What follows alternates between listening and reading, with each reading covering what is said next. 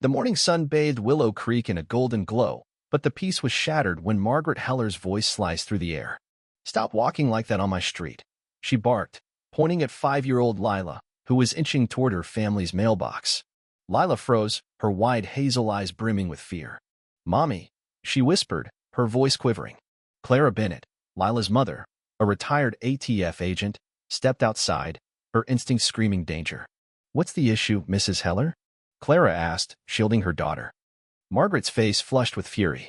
"That child's walk is unnatural. This is a respectable neighborhood, and we don't tolerate oddities." The Bennetts had moved to Willow Creek just days ago, drawn by its quiet streets and top-rated schools. Clara thought it would be a haven for Lila, whose neurological condition made her movements slow and deliberate. She was wrong about the neighbors. "Lila has a medical condition," Clara said, her voice steady but her anger rising. "She's not harming anyone."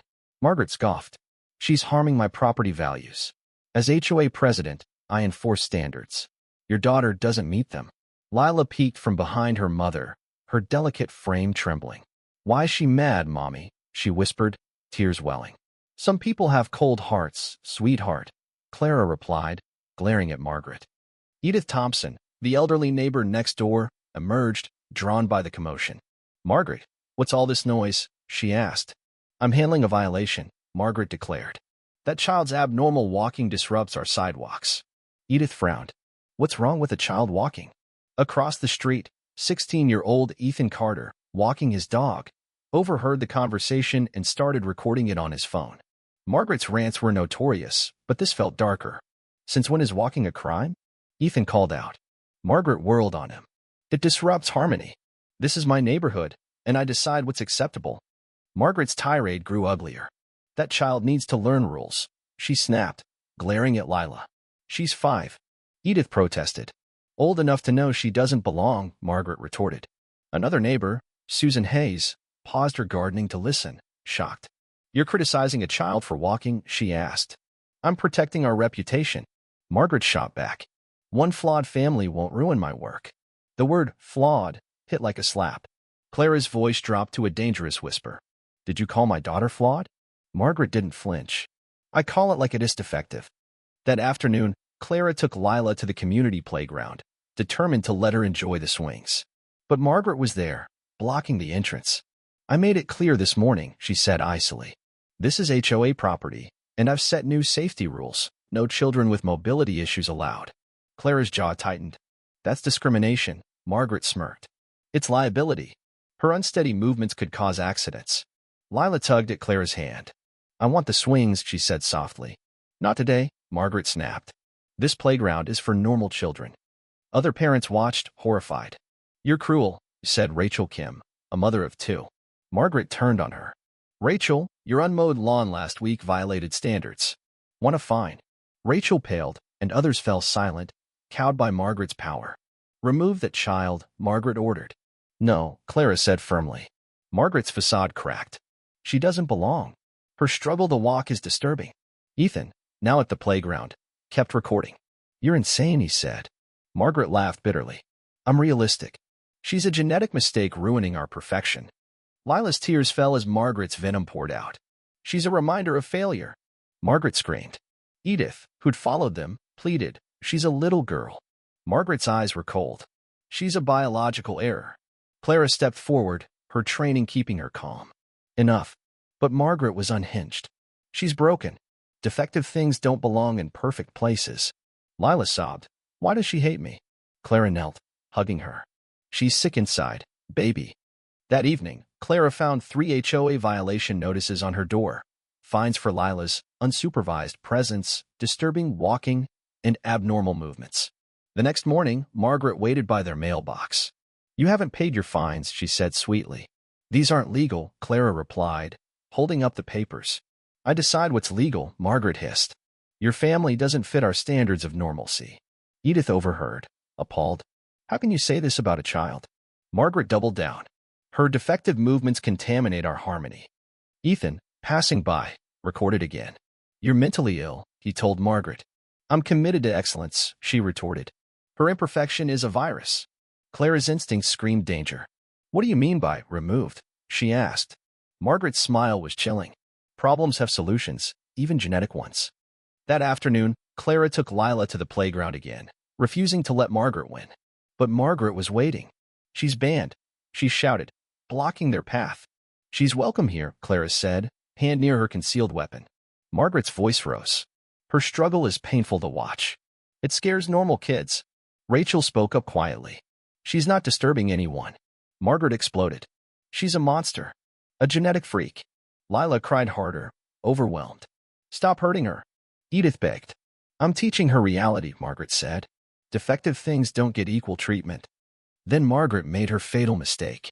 In a fit of rage, she shoved Lila hard. Lila, unable to balance due to her condition, fell backward, her head striking the playground's concrete edge with a sickening crack. Blood pooled as she lay still. Clara's scream pierced the air. "Lila!" Margaret stood frozen. "I just pushed her. Normal kids don't fall like that." Ethan, still recording, yelled, "You tried to kill her." Edith dialed 911, trembling. Parents rushed to form a protective circle around Lila. Rachel checked her pulse. "She's alive, but barely." Paramedics arrived, their faces grim. "Severe head trauma, possible skull fracture," one muttered. As they loaded Lila into the ambulance, Margaret stammered, "It's not my fault she's defective." Clara lunged forward. "Stay away from us, you monster." At the hospital, Dr. Patel delivered crushing news. Lila has a traumatic brain injury. The next 72 hours are critical. Clara collapsed, guilt and rage consuming her. "I should have protected her," she whispered, holding Lila's tiny hand in the ICU. Clara called her old ATF partner, James Reed. "I need everything on Margaret Heller," she said. James's voice hardened. "Someone hurt Lila? You'll have a file in 2 hours." The dossier revealed Margaret's history: years of neighbor complaints, a dropped battery charge, and disturbing online posts about genetic purity. She was a predator hiding behind her HOA title. Detective Laura Grant reviewed Ethan's video, which showed Margaret's hateful words in the shove. "This is attempted murder," Laura said. "Her targeting Lila's disability makes it a federal hate crime." Margaret was arrested at dawn, still believing her status would shield her. "It was an accident," she protested. "She's defective." But Willow Creek had turned against her. "Good riddance," Edith said as police led Margaret away. "She's terrorized us for years," added Mr. Lopez. Lila fought for her life in the ICU. On day 3, her eyes opened, finding Clara's face. "Hi, baby," Clara whispered, tears falling. The trial came 4 months later. Margaret's lawyers claimed it was an accident, but Ethan's video and neighbor testimonies painted a damning picture. Clara took the stand. "My daughter relearns how to walk and speak because Margaret decided she didn't deserve to exist." When Lila's voice from the video, "Why does she hate me?" played, jurors wept. The jury convicted Margaret on all counts: attempted murder, aggravated assault with hate crime enhancements, child endangerment, and civil rights violations. She received 25 years without parole and a $1.2 million fine. The judge was scathing. "Your cruelty targeted an innocent child. You've earned every day of this sentence." Lila's recovery was grueling, but her spirit shone. She relearned to walk with a walker, her giggles echoing in the renamed Lila's Haven playground, now accessible to all. Edith, the new HOA president, erased Margaret's rules. Ethan founded a foundation to combat disability discrimination, sharing Lila's story nationwide. A year later, Lila took her first independent step, clutching her stuffed bear. "Look, Mommy, I'm walking," she said, beaming. Clara watched, tears of pride falling. Neighbors lined the street with flowers and signs, "All children welcome here." Lila's story spread, inspiring millions. Margaret became a cautionary tale, but Lila was a symbol of resilience. "Mommy," Lila said at home, looking at their wheelchair ramp, "I love our neighborhood now." "Me too," Clara replied, heart full. What do you think about this story? How do you view the role of community in addressing violence and injustice? Share your thoughts in the comments below. Let's discuss what it means to stand up for what's right.